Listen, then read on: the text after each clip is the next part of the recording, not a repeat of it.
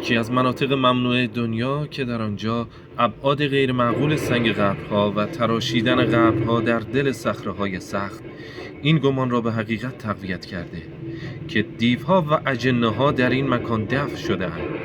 بعضی افراد شبها صدای همهمه و گریه اجنه بر سر مزار مردگانشان را از میان قبرها متوجه شده‌اند و این هم باعث شده قبرستان جنها در فهرست مکانهای ممنوعه در ایران قرار بگیرد، جایی که حتی محلی ها هرگز حاضر نیستند شب هنگام کسی را برای بازدید همراهی کنند. گفتیم ایران، بله، این قبرستان در سیستان و بلوچستان، چابهار و در روستای تاریخی تیز گورستانی 2500 ساله قرار دارد.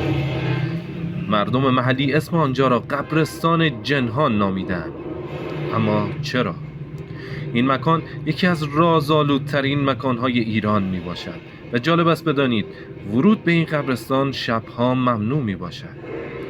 طبق روایاتی که افراد آن منطقه بازگو می کنند، عده‌ای برای کنجکاوی شب به آن منطقه ورود کردند، ولی از 3 نفر تنها 2 نفر بازگشتند. سرنوشت آن 1 نفر چه شد؟ او بازگشت ولی بعد از 1 سال و کاملا دیوانه و پریشان. یاد این ضرب المثل افتادم که میگه تا نباشد چیزکی مردم نگویند چیزها. پس بهتره حتی برای کنجکاوی هم به این مناطق ممنوعه ورود نکنید. ممنون از نگاه سبزتان در پناه پروردگار سپیدی ها.